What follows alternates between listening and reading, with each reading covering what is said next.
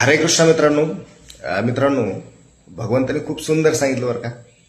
भगवंत काय म्हणतात, या भौतिक प्रकृतीला भगवंताने काय नाव दिलंय, या प्राकृत जगताला भगवंताने काय नाव दिलंय. तर भगवंताने याला नाव दिलंय दुःखालय. आणि आपण प्रत्येक माणूस या दुःखालयामध्ये आहोत. भगवंताने सांगितलं या भौतिक प्रकृतीला दुःखालय नाव दिलंय, या प्राकृत जगताला दुःखालय नाव दिलंय भगवंताने. परंतु या दुःखालयामध्ये राहून आपण प्रत्येक माणूस काय मागतोय, तर सुख मागतोय. आज प्रत्येक माणूस सुखाच्या मागे धावतोय. सुख पाहिजे, यश पाहिजे, सफलता पाहिजे, सगळ्या काही गोष्टी पाहिजे.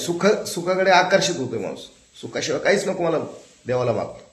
परंतु भगवंताने काय सांगितलं, हे दुःखालय सांगितलंय. आणि दुःखालयामध्ये आपण सुख मागतोय, म्हणजे चुकीचं काहीतरी मागतोय.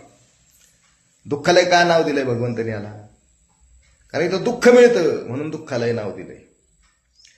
ज्या ठिकाणी जे मिळतं त्याला ते नाव असतं. जसं एखाद्या ठिकाणी पुस्तकं मिळतात, मग त्याला काय नाव असतं, पुस्तकालय नाव असतं. एखाद्या ठिकाणी भोजन मिळतंय, त्याला काय नाव असतं, भोजनालय नाव असतं. एखाद्या ठिकाणी औषधं मिळतात, त्याला काय नाव असतं, औषधालय असतं ना.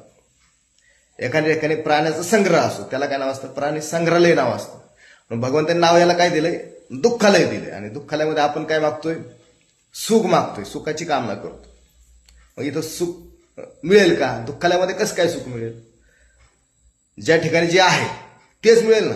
मग आपण दुःखालयामध्ये राहून सुख मागतोय, इथं सुख मिळणार नाही, इथं दुःख मिळेल.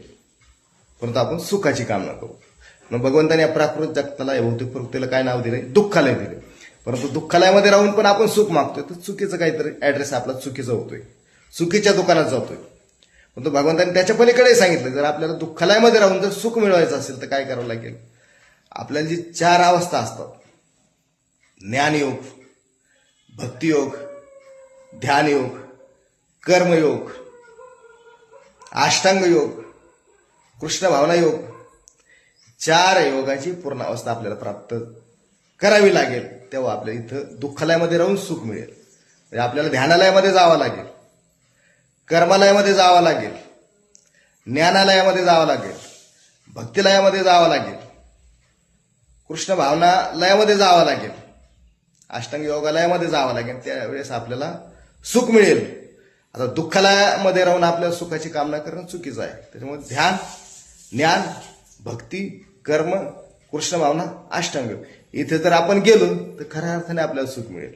चुकीचा ऍड्रेस होतोय आपला.